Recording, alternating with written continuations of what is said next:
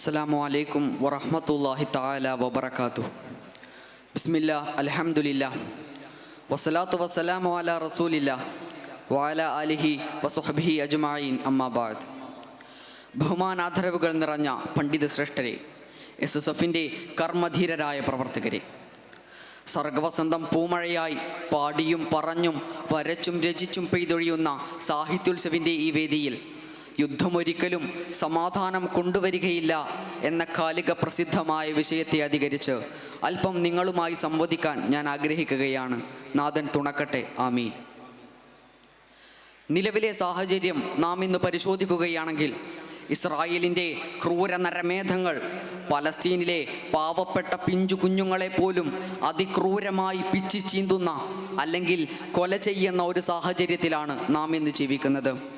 200-ലേറെ ദിവസങ്ങളായി കുട്ടികളടക്കം ലക്ഷക്കണക്കിന് ആളുകളെ കൊല ചെയ്യുകയും നിരവധി സ്ത്രീകളെ ബലാത്സംഗത്തിനിരയാക്കുകയും മനുഷ്യത്വം എന്ന വാക്ക് തന്നെ ഇല്ലായ്മ ചെയ്യുകയും ചെയ്ത ഈ സാഹചര്യത്തിൽ യുദ്ധമൊരിക്കലും സമാധാനം കൊണ്ടുവരികയില്ല എന്ന വിഷയത്തിന് പ്രസക്തിയേറെയാണ്. ലോകത്ത് വന്നു ഭവിച്ച യുദ്ധങ്ങളുടെ ചരിത്രം നാം പരിശോധിക്കുകയാണെങ്കിൽ കൃത്യമായിട്ട് യുദ്ധമൊരിക്കലും സമാധാനം കൊണ്ടുവരികയില്ല എന്നത് നമുക്ക് മനസ്സിലാകും. ഓരോ യുദ്ധങ്ങളും അവസാനിക്കുന്നത് ഒത്തിരി ജീവനുകളെ കവർച്ച ചെയ്തുകൊണ്ടാണ്. യുദ്ധത്തിൻ്റെ പരിണിത ഫലമായി രൂപപ്പെടുന്ന പ്രതിസന്ധികൾ ആ കാലഘട്ടത്തിൻ്റേത് മാത്രമല്ല, മറിച്ച് വരും തലമുറകളിലേക്കും അത് കൈമാറ്റം ചെയ്യപ്പെടുന്നു എന്നുള്ളതാണ് യാഥാർത്ഥ്യം. 1914 ജൂലൈ 28 മുതൽ 1918 നവംബർ 11 വരെ നീണ്ടുനിന്ന ത്രികക്ഷി സൗഹാർദ്ദവും ത്രികക്ഷി സഖ്യവും തമ്മിലുണ്ടായ ഒന്നാം ലോക മഹായുദ്ധത്തിൽ 70 ലക്ഷത്തിലധികം ആളുകളാണ് കൊല ചെയ്യപ്പെട്ടത്. 3 കോടിയിലധികം പട്ടാളക്കാർക്ക് ഗുരുതരമായ പരിക്കേറ്റിരുന്നു. രോഗവും പട്ടിണിയും മൂലം ലക്ഷക്കണക്കിന് ആളുകളാണ് മരിച്ചത്.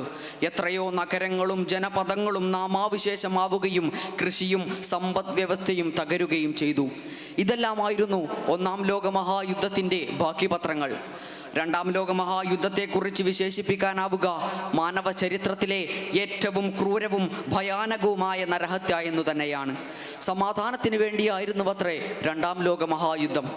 1939 മുതൽ 1945 വരെ നീണ്ടുനിന്ന സഖ്യകക്ഷികളും അച്ചുതണ്ട് ശക്തികളും തമ്മിലുണ്ടായ രണ്ടാം ലോക മഹായുദ്ധത്തിൻ്റെ പരിണിത ഫലങ്ങളെക്കുറിച്ച് നാം അറിയേണ്ടതുണ്ട്. ഏകദേശം 72 ദശലക്ഷം പേർ കൊല ചെയ്യപ്പെട്ടത് ഈ സമാധാനത്തിന് വേണ്ടിയായിരുന്നു എന്ന് വാദിച്ചിരുന്ന യുദ്ധത്തിലായിരുന്നു. യുദ്ധത്തിൻ്റെ കാരണത്തെ കൂടി മനസ്സിലാക്കുമ്പോഴാണ് യുദ്ധമൊരിക്കലും സമാധാനം കൊണ്ടുവരികയില്ല എന്നത് നമുക്ക് മനസ്സിലാവുക. ഒന്നാം ലോക മഹായുദ്ധത്തിലുണ്ടായ തോൽവിയും തൽഫലമായി നടന്ന ഉടമ്പടിയും ജർമ്മനിക്കുണ്ടായ കനത്ത നാശനഷ്ടങ്ങളുമായിരുന്നു രണ്ടാം ലോക മഹായുദ്ധത്തിൻ്റെ ഹേതു.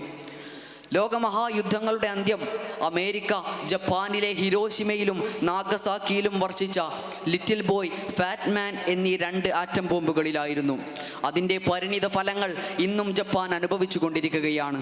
ഹിബാകുഷ എന്ന പേരിൽ ഇന്നും ജപ്പാനിൽ ജനിക്കുന്ന കുഞ്ഞുങ്ങളിൽ അന്നത്തെ ആറ്റം ബോംബിൻ്റെ ഫലങ്ങൾ കണ്ടുവരുന്നത് യുദ്ധം എത്രമാത്രം സമാധാനം കൊണ്ടുവരുന്നു എന്നത് നമുക്ക് മനസ്സിലാക്കി തരും. വിഖ്യാത ശാസ്ത്രജ്ഞനായ ആൽബർട്ട് ഐൻസ്റ്റീൻ പറഞ്ഞ ഒരു വാചകമുണ്ട്: 3ാം ലോക മഹായുദ്ധം ഏതെല്ലാം ആയുധങ്ങൾ കൊണ്ടാണ് നടക്കുക എന്ന് തനിക്കറിയില്ല, എന്നാൽ 4ാം ലോക മഹായുദ്ധം കമ്പുകളും കല്ലുകളും ഉപയോഗിച്ചായിരിക്കും എന്ന് തനിക്ക് ഉറപ്പുണ്ടെന്നാണ് ഐൻസ്റ്റീൻ പറഞ്ഞത്. സർവം ചുട്ട് ചാമ്പലാക്കുന്ന യുദ്ധത്തിൻ്റെ നശീകരണ ശക്തിയെ മനസ്സിലാക്കിക്കൊണ്ട് തന്നെയാണ് മഹാശാസ്ത്രജ്ഞൻ ഐൻസ്റ്റീൻ ഇപ്രകാരം അഭിപ്രായപ്പെട്ടത്.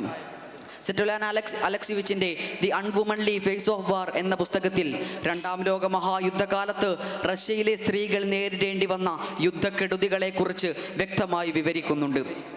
റഷ്യയിൽ പുരുഷന്മാരില്ലാതായ സാഹചര്യത്തിൽ സ്ത്രീകൾ യുദ്ധത്തിന് വേണ്ടി ഇറങ്ങുകയും അവർ നേരിടേണ്ടി വന്ന യുദ്ധക്കെടുതികളെക്കുറിച്ച് വിവരിക്കുന്നുണ്ട്. ഫലം കൊണ്ട് എല്ലാം വെട്ടിപ്പിടിക്കാൻ കഴിഞ്ഞെന്നിരിക്കാം, എന്നാൽ അത്തരം വിജയങ്ങൾക്ക് ആയുസ് വളരെ ശുഷ്കമായിരിക്കും എന്ന് എബ്രഹാം ലിങ്കൻ പറഞ്ഞു വെച്ചതും യുദ്ധത്തിൻ്റെ ശാസ്ത്രീയതയെ മനസ്സിലാക്കിക്കൊണ്ട് തന്നെയാണ്.